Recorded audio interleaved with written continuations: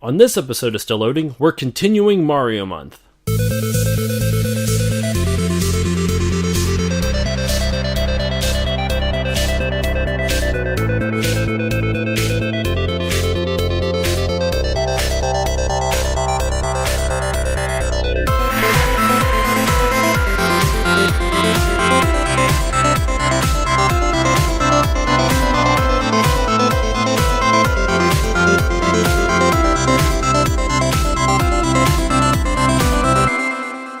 Hey guys, it's Josh, and welcome back to this new episode of Still Loading. As you may have heard from last time, or for those who listened to the last episode, Casey is still here. It's always a pleasure. Thank you for coming, Casey. Of course, anytime. And so, also, for those who didn't listen to the last episode, this entire month of July is Mario Month for Still Loading, and we are going to be covering the original Super Mario Bros. Games. And I didn't say it last episode, but maybe something extra.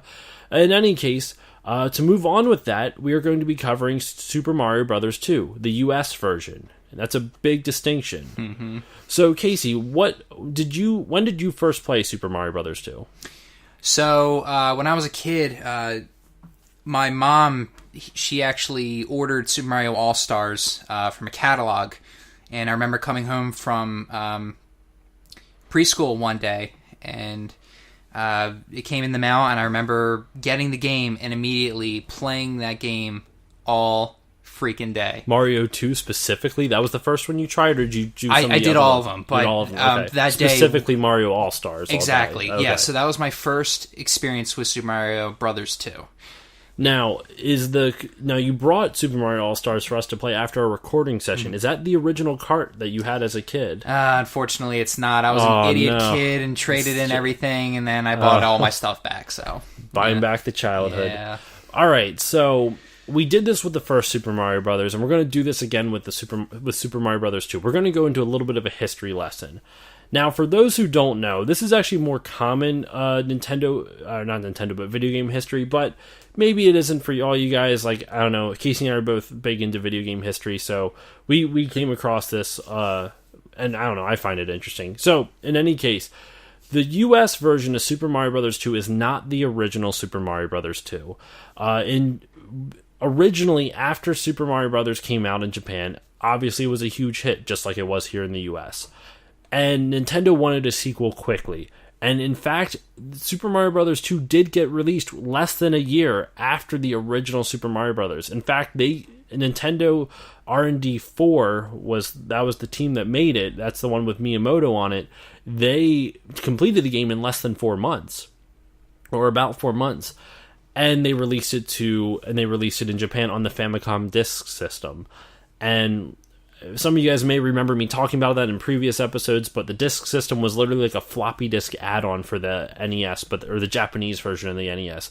And honestly, I kind of want one, but I have to get I have to get the Famicom, and then I have to get the Famicom disk system, and it's a little pricey, but I'm kind of willing to pull the trigger on it at some point. I think that would be an awesome piece to add to my collection. Absolutely. It's one of those things, too, where it's like, at the time, you might be like, oh, do I really need something like this? And then right when you get it, it's like, I have no regrets. I really want one. Yeah. And what was cool about the disc system is that since it was floppy disks, they were rewritable. You could actually save your game, unlike on the NES. And I believe I actually covered this probably when I covered Nintendo R&D 3, I think was an episode I did on kind of like a video game history episode. And, later on they added the save feature to the battery packs, the save feature by adding batteries to the NES cartridges, for like Zelda, and that's how they kind of combated it for some of the more complicated games. So the original Super Mario Bros. 2 was released on the Famicom Disk System, and it was outrageously difficult. In fact, it is considered one of the most difficult games on the NES, and that's saying something considering how many hard games are already on the NES. And that, I can definitely attest to that. It's easily one of the hardest Mario games. I actually had a chance to beat it, including the bonus worlds. Only on the All-Star version. The NES version, forget about it, because the All-Star version was a little bit more forgiving, which was on the All-Star, the Lost Levels. Well, we also didn't get the NES version of that game originally. Correct, right. I was just saying, now that we do have it today, I mean, we'll technically we can get ROMs and right, stuff. We'll get to that point. but that was more forgiving in the sense that, when you died on, let's just say, I don't know, World 7-2, you will restart at World 7-2 rather than going either back to World 1, or if you, hold down the A button and select, you go to 7-1. Yeah. So there's a little bit more leeway, but I put that on a resume, and that's how I got my current job. Are you serious?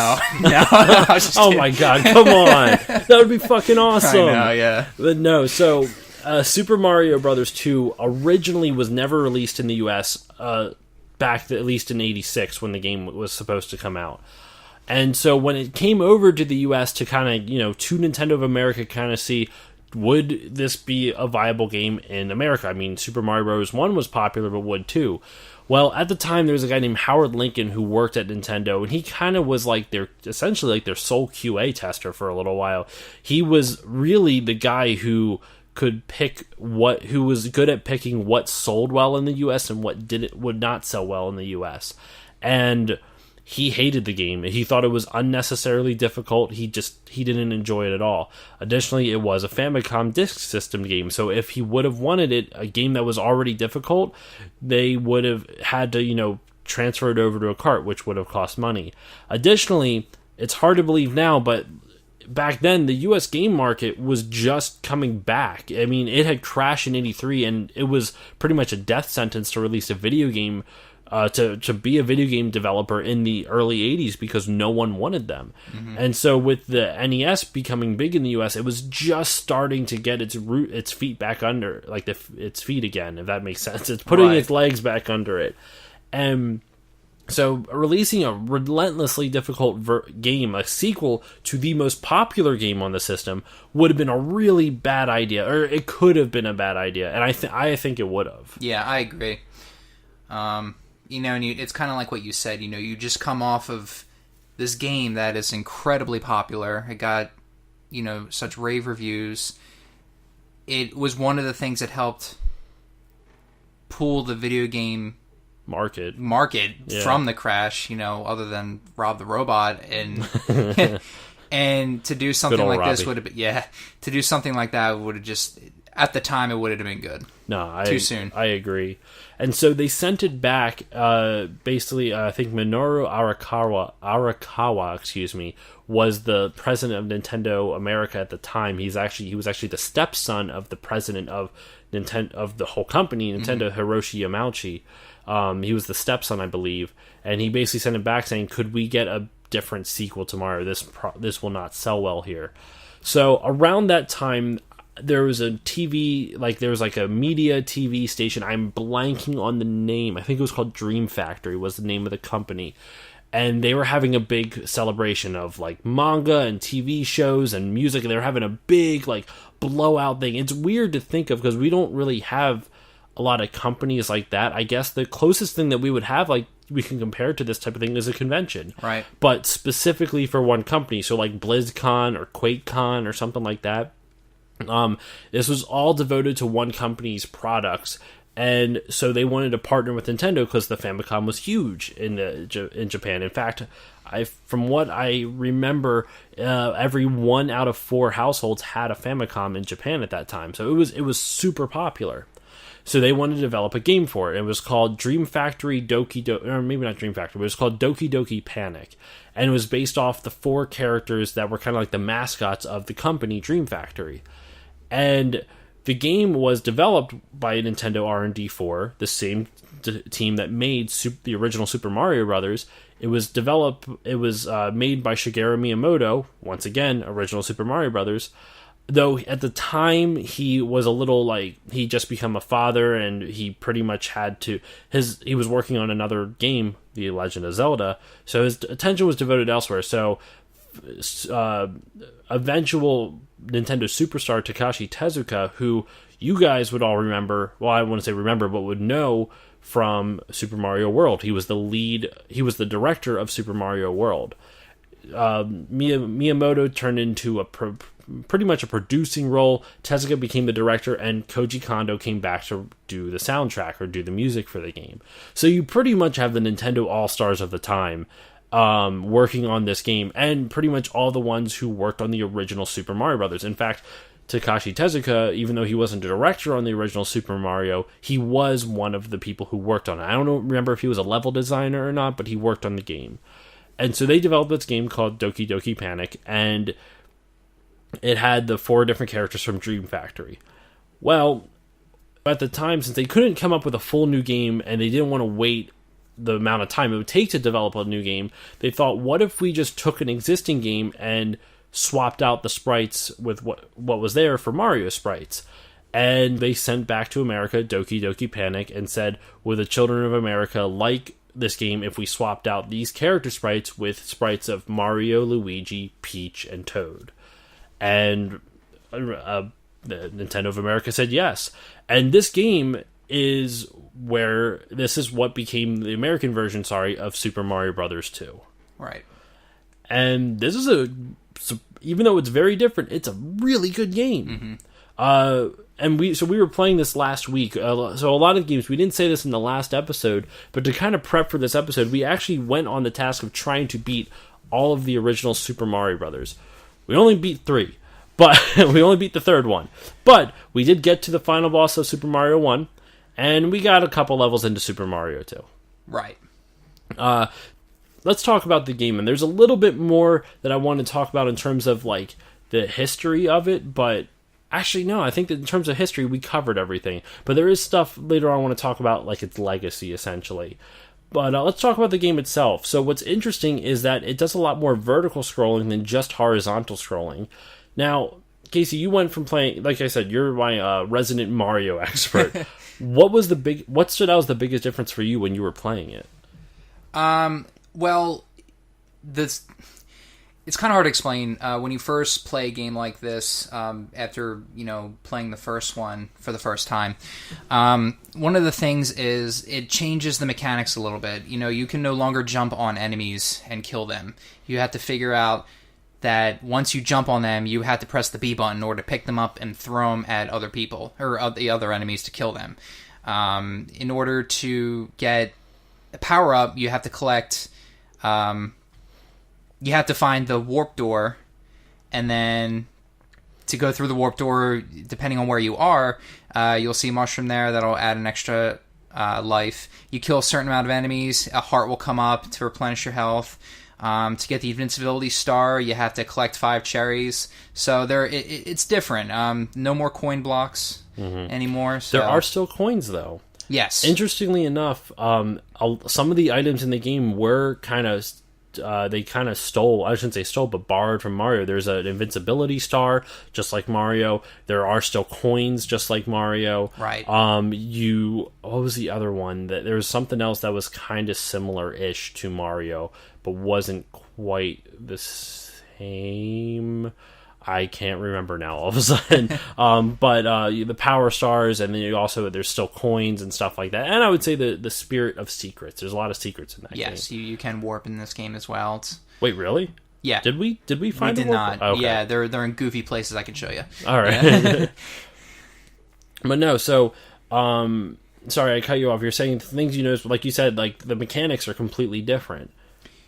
Yeah, I mean, the general sense is still there, get from point A to point B. However, instead of beating the boss in, the goal in the first Mario game is, to get to the final round, the final world in each level, and then just beat Bowser. And by beating Bowser, you can either, if you have the fire flower, you just shoot fireballs at him, or you have to avoid him and get the axe to break the bridge open. Where in this game, you actually have to throw projectiles at your enemy.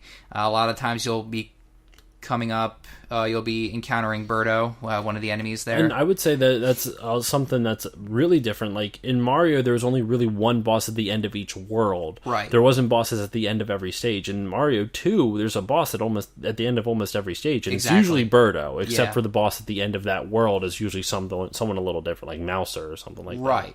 So I did like that approach to it. It made things a little more challenging in that sense. You didn't know what to expect if you were played for the first time. It's like, okay, well, who am I going to fight now? Well, will I have enough health in order to beat this guy? What strategy do I need to use in order order to defeat him. It really kind of made you start thinking, like with the original Mario, you could pretty much, you just had to notice the pattern of it, because Bowser would just throw hammers or axes or whatever.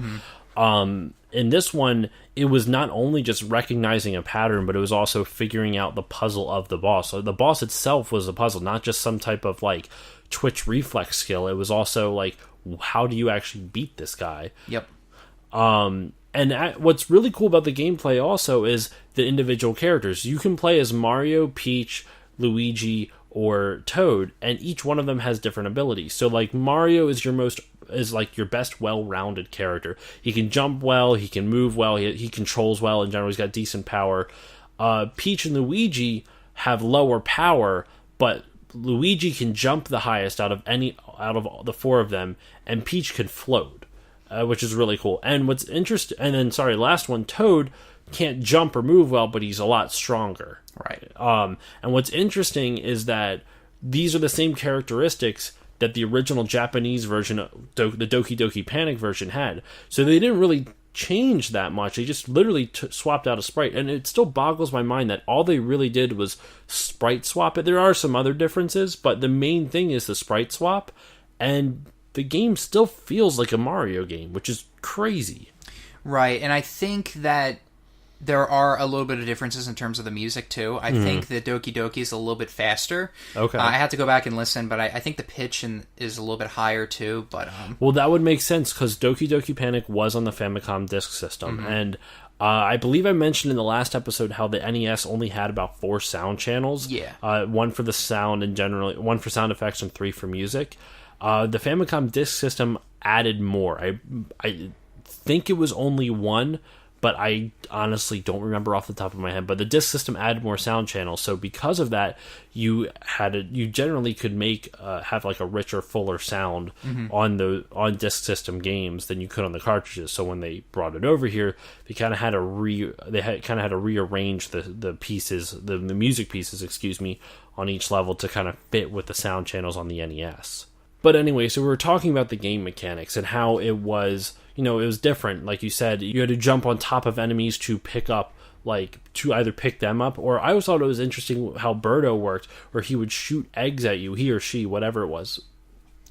He or she would shoot eggs at you, and you would have to jump to dodge them, land on the egg, hit the B button to pick up the egg while it was still moving with you on it. Yep. And do that. And actually, you know what? Let's talk about that mechanic of standing on enemies, because they did a lot of interesting design choices with that. Like there's some levels where you have to literally ride an enemy in certain points because you'll die otherwise. I remember seeing, I don't think we got to, but I remember watching gameplay footage of there's a floor of spikes, and you actually have to literally stand on top of an enemy and have the enemy AI to walk you to where you need to go. Yep. It is pretty cool that way. You have to be very innovative in how to get from point A to point B.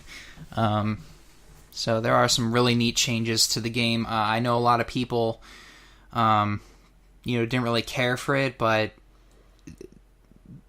I'm kind of like, it's kind of like a toss-up. One day I'll like Mario 1 better than Mario 2, and then for the most part I like Mario 2 better than 1. But it's hard to choose. But I think overall I might like the second one more. Oh, well, what's cool, too, is that even though the game itself was originally nothing like a Mario game, it was actually designed with a Mario spirit in mind, which shows because a lot of these enemies that were on there stayed in Mario games. Shy Guys, you still see them in Mario games today, and they were not an original, Mario idea. Yep.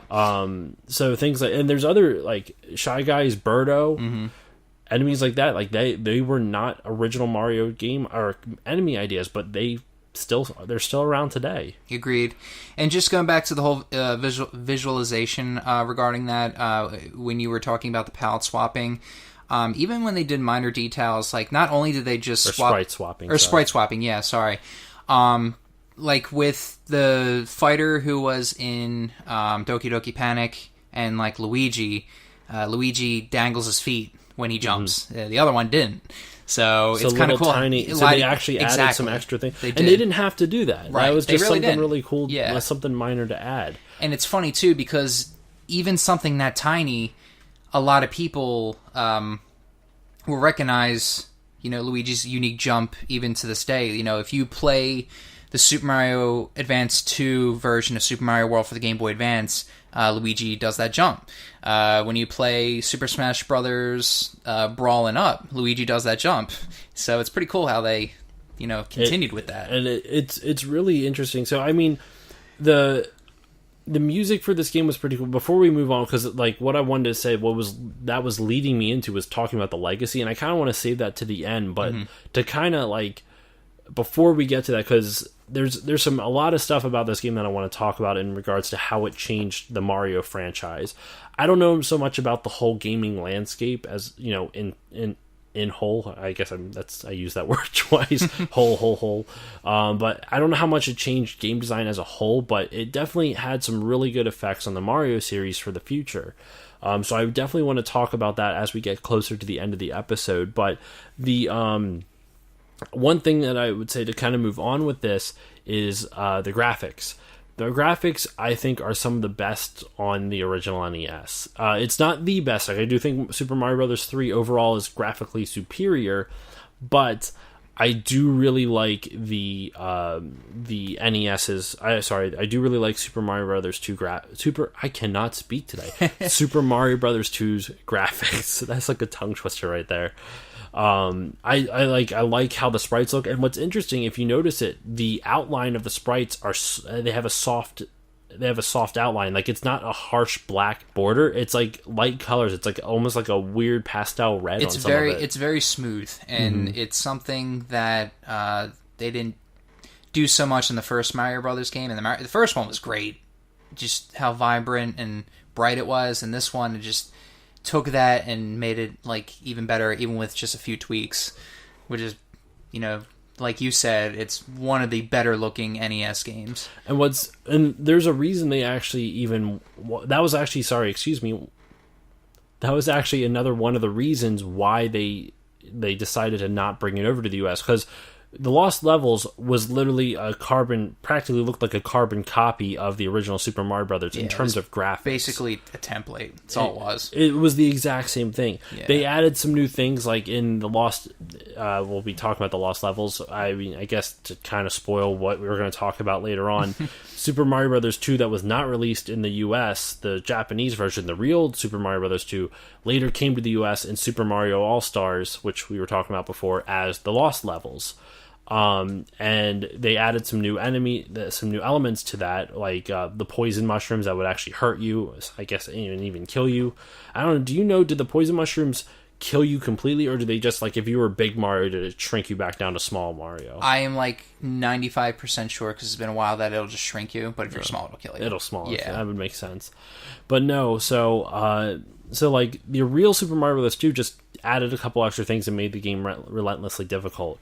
Well, this one, the graphics were a considerable upgrade, because it wasn't just the original Mario Brothers adjacent. It was a completely new experience. It was new graphics, new sprites from Mario, Luigi, Peach, and Toad.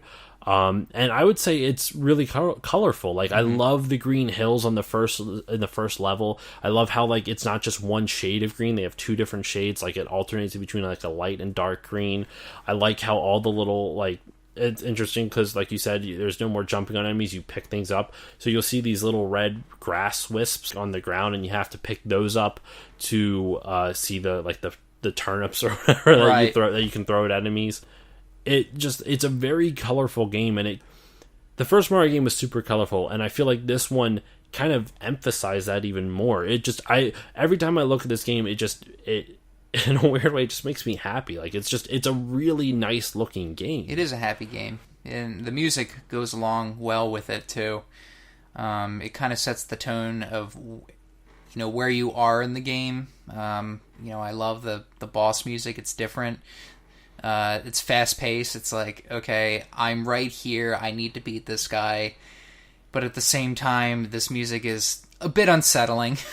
Well, and I like that the bosses we were talking about before are more puzzle-ish. Like, it wasn't just watching a pattern. I like watching speed runs of this game and seeing people beat Wart. He's the final boss, right? Yeah. Wart, like the big frog guy. I like watching that fight because I remember, like, the first time I saw someone actually beat the game, because I still haven't beaten it myself, I just liked how the final boss looked. I will say though, the storyline's a little bullshit, because Mario just wakes up. Oh yeah, it's a cop-out. Spoiler alert. Yeah. 30 years too late. Spoiler alert. But that's actually because the original Doki Doki Panic game, it was pretty much that. It was about two kids get trapped inside this book, and the four heroes of Dream Factory or whatever have to go rescue them. In this instance, you don't see that opening cutscene, and you just see Mario waking up, and you're like, "Oh, is it just a dream?" or whatever. Right. Well, actually, if I'm not mistaken, it has been a while, but I think in the very beginning... It's been a while. Yeah. Nah, that's stuck in my head. And again, I could be wrong, because it's been a while since I actually read the intro. Because, right when I turned the game on, I just, like what we did, we just go right into it. But it might... Oh, you know what? Maybe it doesn't. All right, never mind. Just disregard everything I'm saying. Class act there, yeah, Casey. My bad. But no, before we kind of go on to the legacy of it, is there anything else you wanted to add about the gameplay, about the music, or anything like that? Graphics? No, like I may have said prior, we pretty much touched base, or we touched upon pretty much all of the good stuff. They, took the basic concepts from the first one in terms of the graphics and the music, and just made it unique. It's still a happy Mario tune, and even in the newer Mario titles, where if you were to hear songs similar to that, like you can tell that it's still Mario. Yeah, exactly. And that leads me to the legacy thing I wanted to talk about. The importance of this game in the Mario series cannot be understated, because this game was weird. Let's just face it. I mean, the original Super Mario Brothers is weird too. It's about a plumber eating mushrooms fighting a dragon in a mushroom kingdom. Like, it's weird if you think of it at that level. But what's weird about this game in comparison to that is that it's so different. Mm-hmm.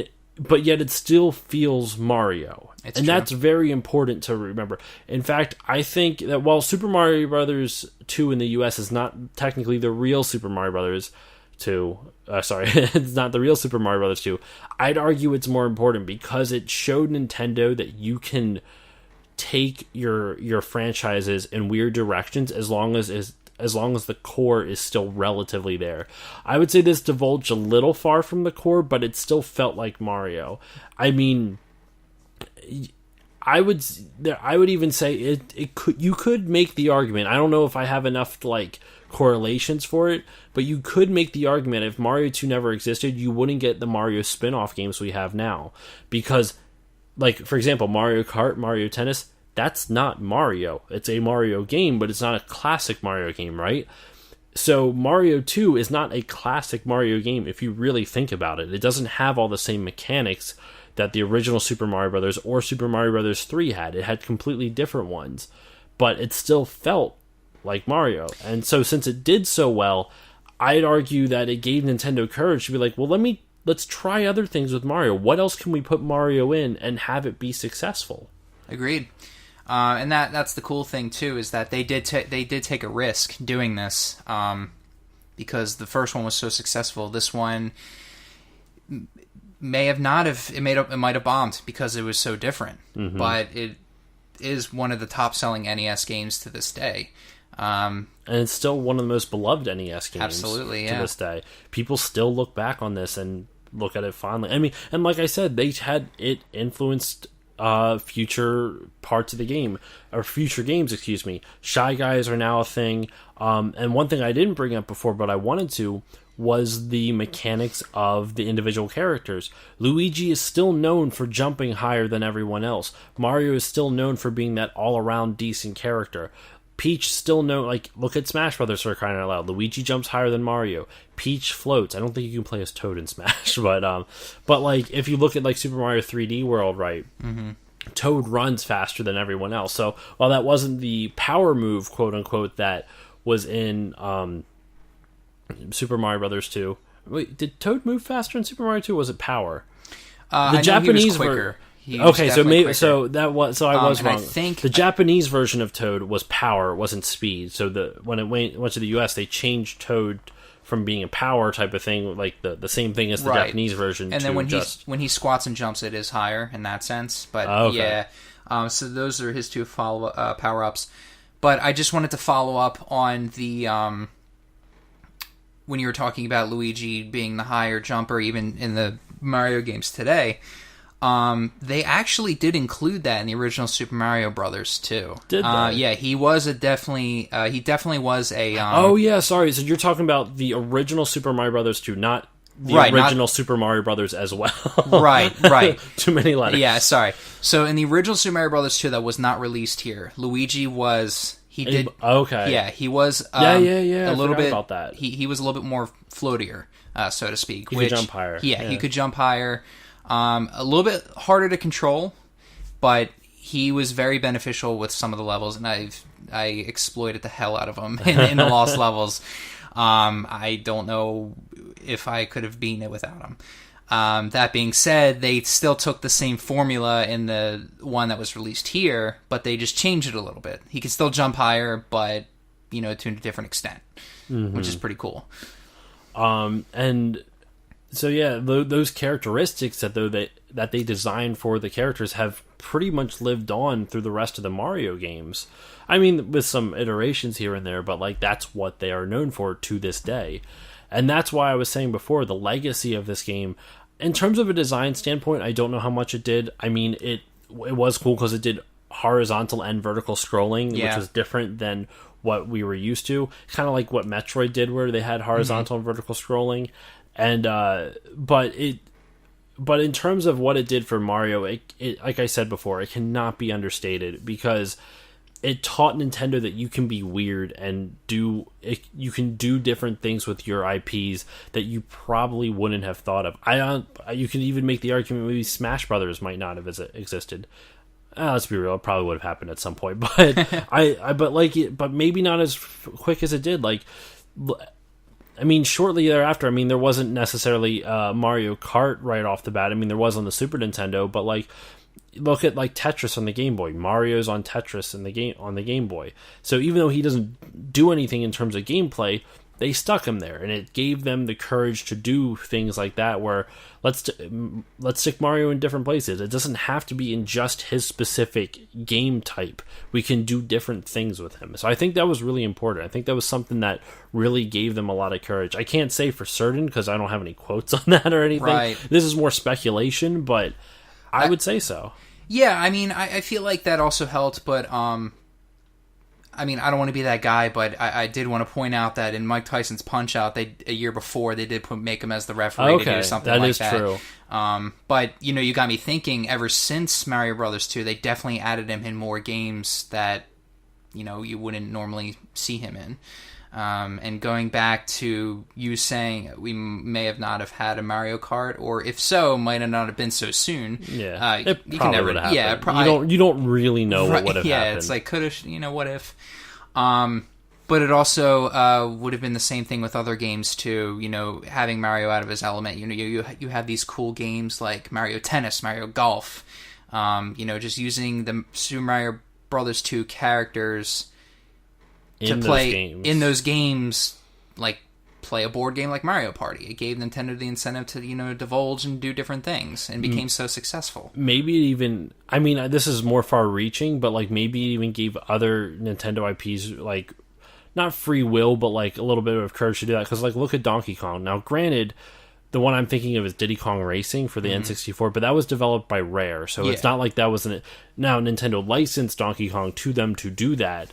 But still, it wasn't necessarily a direct Nintendo thing. But they still have to give the okay on it. So I wonder if things like that... I mean, that's why Donkey Kong has been added to Mario Kart and to Mario Tennis. I think he's in Mario Tennis, right? Yeah. Yeah, he is. I don't really play a lot of Mario Tennis. Even though I love it when I do. I really should play that more often. But yeah, so no. The legacy of the game is just... It's huge. It really did a lot for Nintendo, and it kind of helped keep that Mario fervor going strong in America in the late 80s. And what's weird to think about, though, not that much long after the release of Super Mario Bros. 2, Super Mario 3 was released in the US. It took so long to get Super Mario Bros. 2 over to the US. It was apparently only like a little over a year or something like that. It really wasn't that long of a wait for people, or for kids at least. Right, yeah, so I know Mario Bros. 2, our version, was released in 88, and then Mario Bros. 3 was released in 89. I want to say. I think it was 90. No, 90, you're right, because Yeah. the Wizard came out in Right, 89. and that was basically a long commercial for the game. But, I mean, it was fun. But yeah, so that's about all I had on the game. Did you have any final thoughts on Super Mario Bros. 2, Casey? Yeah, it's like I said, it's different. It's still very, very fun. I mean, if you haven't played the game before, it's definitely worth playing. It's still considered a beloved Mario title, even though it's different from its predecessor. Japan actually did get their own version of this game with the Mario sprites called Super Mario USA, which, by the way, if you watch the commercial for it on YouTube, it is the most bizarre Mario commercial I've seen. Yeah, I'll just leave it at that. But check it out. It's a fun game if you haven't played it already. And, like I said, it's a toss-up. One day I'll like one better than two better than one. So it's fun. And they're both very different games, so Yeah. you really get the pick of the litter with it, really. Like, you get a lot of different options out of it. All right, so that wraps up this episode of Still Loading. Thank you all for listening. We will be continuing this Mario month with guess what's happening next week. I bet you can't figure it out. Doesn't have anything to do with a 3 or anything like that. But you'll see what's happening next week. But no, so thank you all once again for listening. Some shout outs before we get going. Once again, shout out to the Apex in the the Apex in the Abyss, my original podcasting partner in crime. I shouted her out in the last episode. Erica is the host of the Apex in the Abyss, and it's an amazing true crime podcast. I definitely suggest giving that a listen. Two Guys in a Game and The Hotter Show, two of my biggest supporters, and I of theirs. Two Guys in a Game is an awesome gaming podcast. It's about two guys, and well, not always a game. They talk about other kind of topics. It is my lifelong goal, though, to convince Kaz, one of the co-hosts, that the Nintendo Labo is not a bad idea. But I don't think it's ever going. I don't think he's ever going to agree with me. But I'll do it one day. No, that shows that podcast is amazing. Also, the Hotter Show is amazing. Definitely check out No Geeks Allowed. That's KNOW, No Geeks Allowed. At the time of this recording, I have not heard their newest episode, as if you guys were listening to the last episode, they talked about E3 and their ideas for the N64 Mini. So I haven't heard anything since then. That was their most recent episode. But go give those guys a listen. They are funny. Definitely check out their show. And speaking of funny, check out the other podcast, Drinks with Larry. Those are a bunch of comedians. They're really funny. They promote a lot of shows in Ohio. So if you guys live in the Ohio area, go listen to their show so you can check out where some good comedy shows are at. And Christian and Damon's Amazing Nerd Show. They're really good, and same with 4205 Cast. I don't think I mentioned them last time. But yeah, so that wraps up all my shout-outs, and you can follow me on Facebook, Twitter, and Instagram at StillLoadingPod on all of them. Please, if you want to reach out to me on stillloadingcontact@gmail.com. As always, remember to rate, review, and to subscribe to the show on iTunes. It helps get the show out there. Or just rate, review, and subscribe anywhere you listen to podcasts. If it gives you an option, please do so. It helps get the name out. Casey, now that I did my whole spiel, do you have anything you would like to plug?